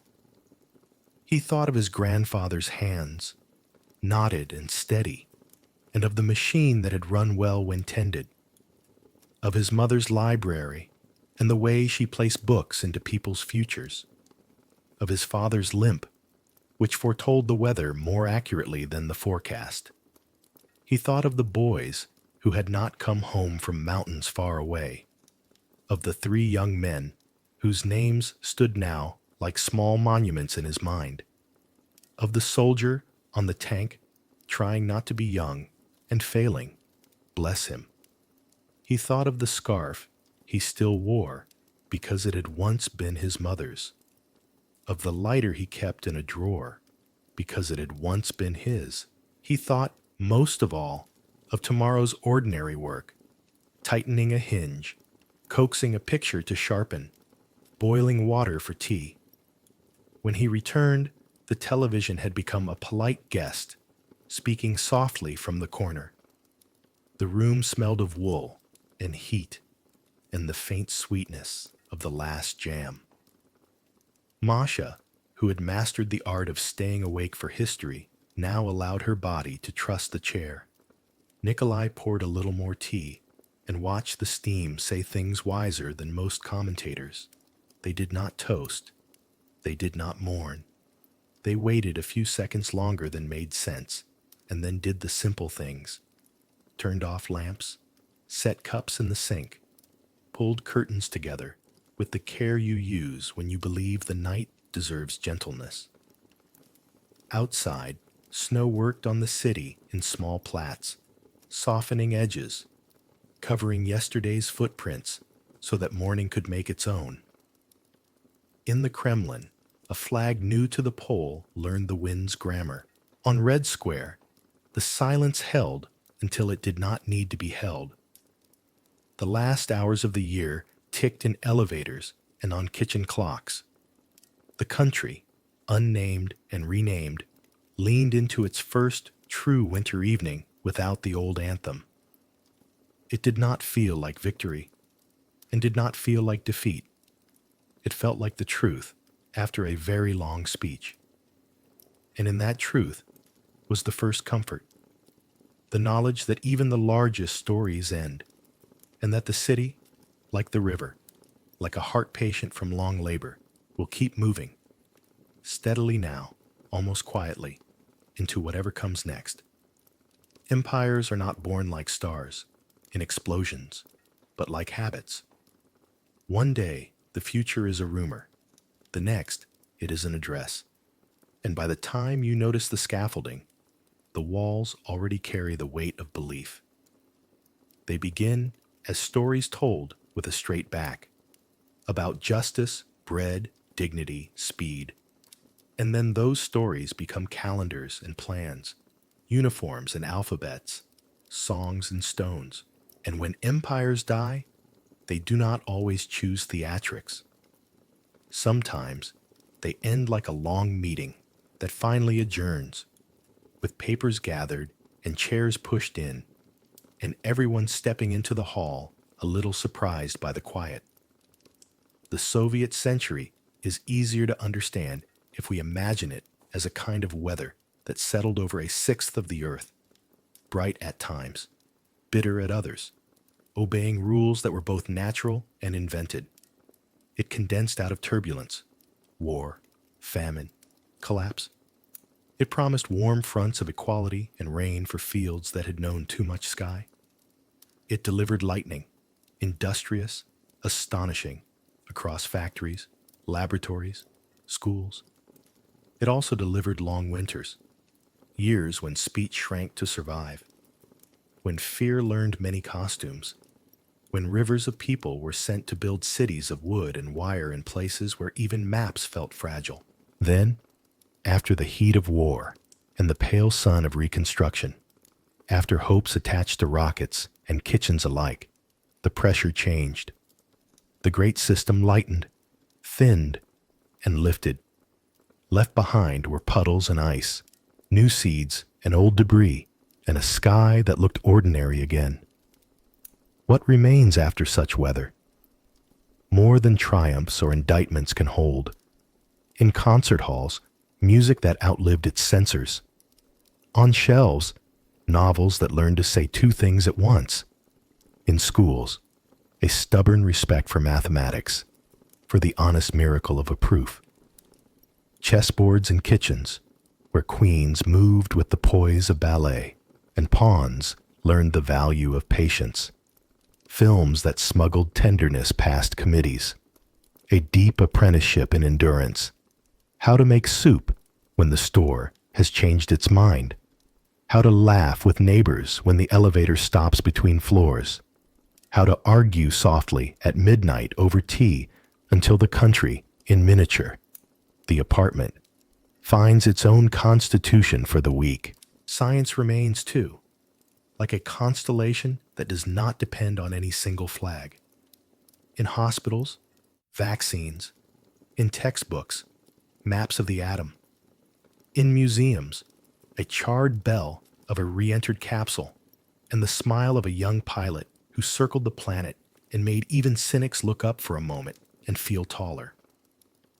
There were the engineers who taught metal to remember, the botanists who coaxed green from ungenerous soil, the programmers who mapped functions on paper before machines could learn them. These are gifts that resist verdicts.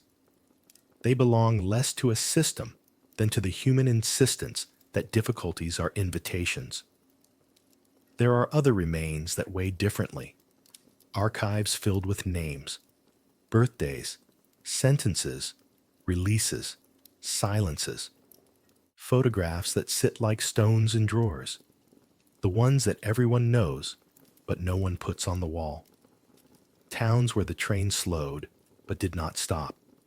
And families stepped onto platforms with a bravery that was mostly obedience. Fields that were asked to be factories and punished when they stayed seasonal. Cities that learned to be hungry without being cruel and sometimes failed. The famine that no sentence can carry without trembling. The camps that taught people the grammar of necessity and the mathematics of hope measured in crumbs, and days survived. These, too, are part of the inheritance, and they demand not balance, but clarity. To remember is not to relive. It is to relieve the past of the insult of being ignored. Between the bright and the bruised, there is memory, the human instrument that can play both lullaby and alarm. In the former union, memory sounds like a samovar settling on a table, like footsteps in a hallway at the wrong hour, like a stadium's roar when a gymnast lands and a nation breathes out. It smells of library dust and diesel, of cabbage and winter soap, of pine from a dacha cut and carried by hands that prefer tools to slogans. It looks like the angle of light in a stairwell, like a parade seen from a second-floor window, like a kitchen table where the newspaper is folded into neutrality and the real conversation begins. In such spaces, the past is not an argument. It is a presence that asks to be acknowledged and then allows the living to proceed. Every empire is dragged forward by dreams that are older than any flag. Fairness, safety, room to breathe, room to become. The Soviet project did not invent these desires. It assembled them and gave them uniforms. It managed, for a while, to harness them to giant tasks, electrifying darkness, teaching letters to millions, pushing the frontier of the possible into orbit. It also mismanaged them, confusing unity with unanimity, equality with shortage, security with suspicion. But the dreams remain. They always do. They belong to the species more than to any ideology. We want bread that is not rationed by humiliation. We want words that do not need chaperones. We want work that justifies our tiredness, and rest that does not feel like surrender. Stand for a moment in an empty factory at dusk. The cranes are still, the belts slack, the windows turning into mirrors as the sky darkens. Oil stains pattern the floor where once precision was daily bread. You can almost hear the old rhythm, stamping, turning, the hiss of air, the bell that ended a shift, like a distant station on a radio you cannot quite tune. On the wall, a faded board shows plan targets, as if someone could still walk in tomorrow and fill in the numbers with chalk. Grass noses up through a crack in the concrete. A bird makes a small argument with the rafters. The building does not know whether to be ruin or museum. For now, it is a sentence without a period.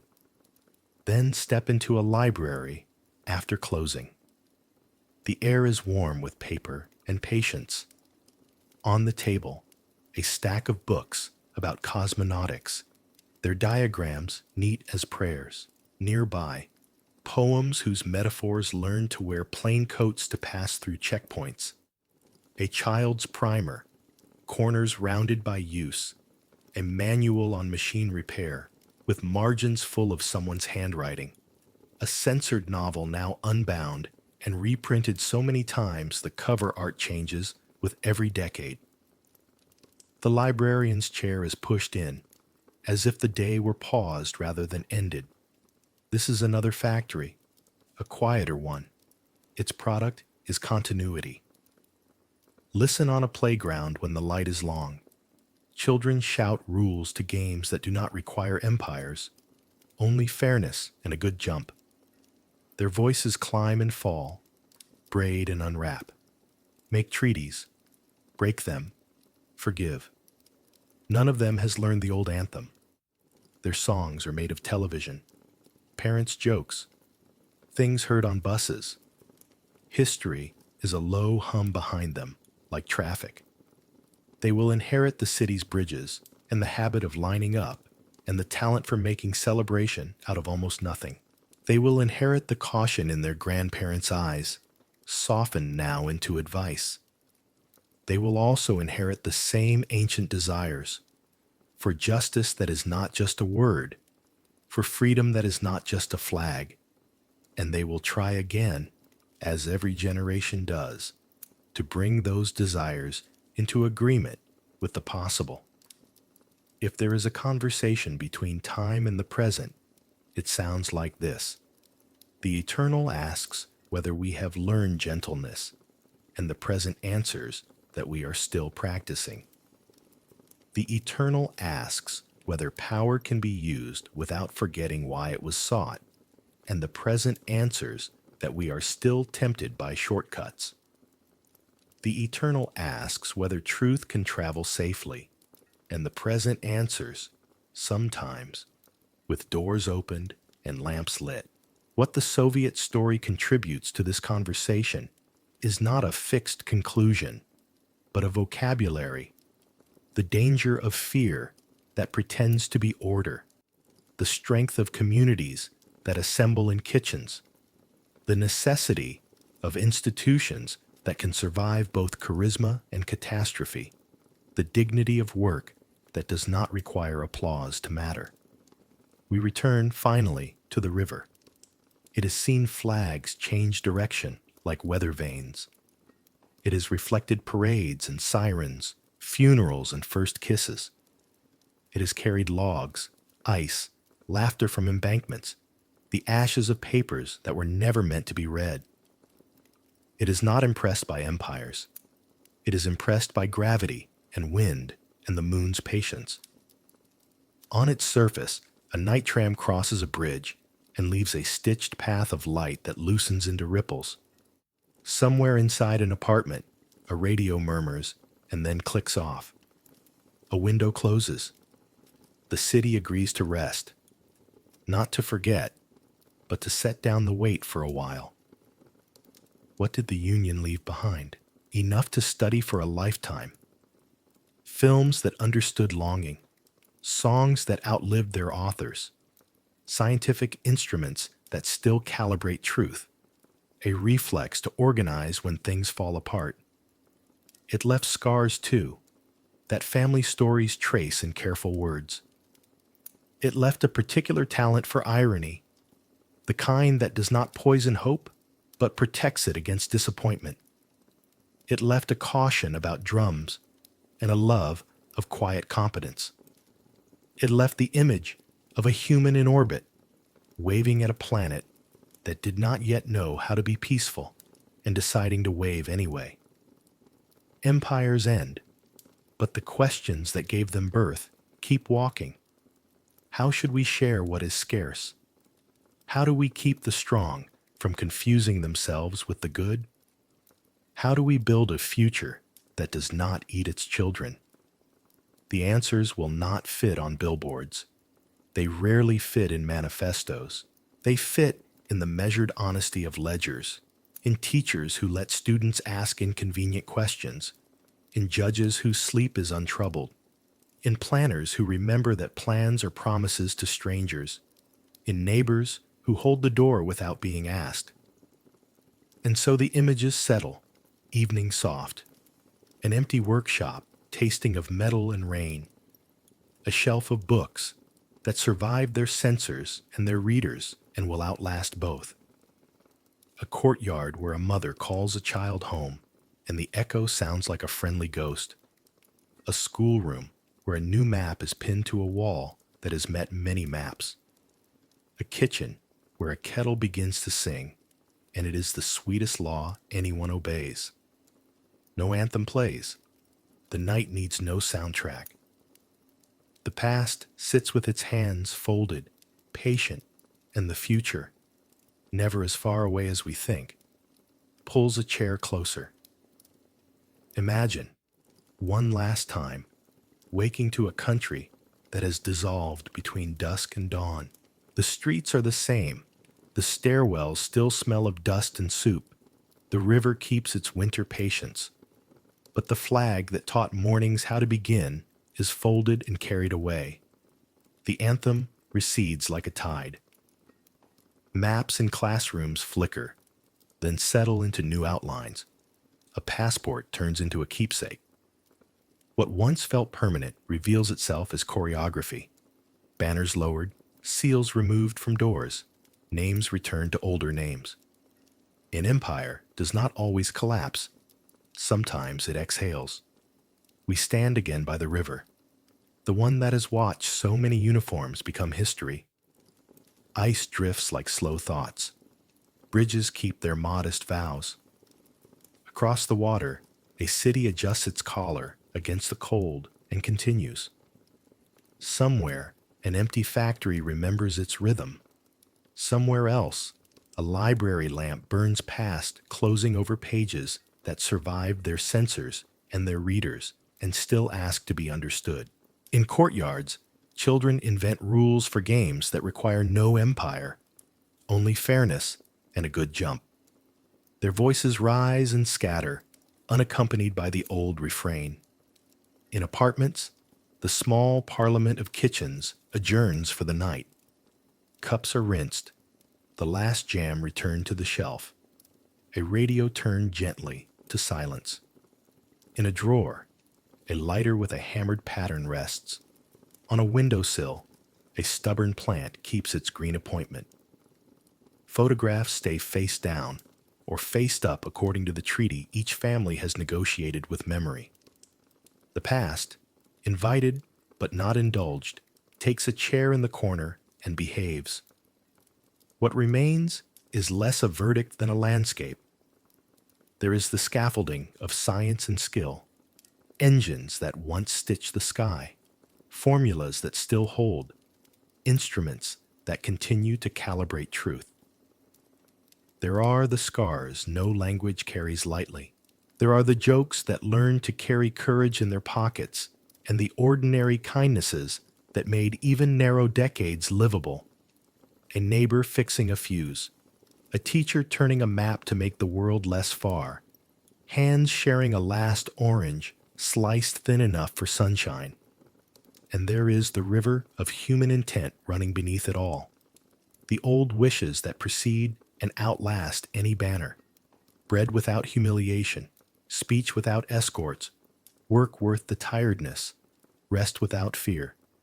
Empires, like tides, rise on such moons and ebb when the pull weakens or the shore changes shape. The lesson is not to love or hate the tide, but to keep faith with the coast, to build harbors, to learn the weather, to leave room for boats that have not yet been imagined. So it ends the way evening should, not with drums, but with breath. The square, emptied of ceremony, keeps watch as the lamps find their halos on wet stone. The city dims itself without instructions. A tram crosses a bridge and stitches a brief seam of light across the dark water. The seam loosens. The water forgets the stitch and goes on. Somewhere, a clock that once mattered discovers it is merely a clock. If you listen closely, you can hear the last line ripen in the quiet. The understanding, at once tender and unsentimental, that a century has set down its weight and stepped back into the company of stories. The people remain. The river remains. The work, the laughter, the questions worth asking, these remain. The rest takes its place on a shelf we can reach when we need to remember how large and how provisional power can be. And like all great stories, it did not end in fire, but in silence.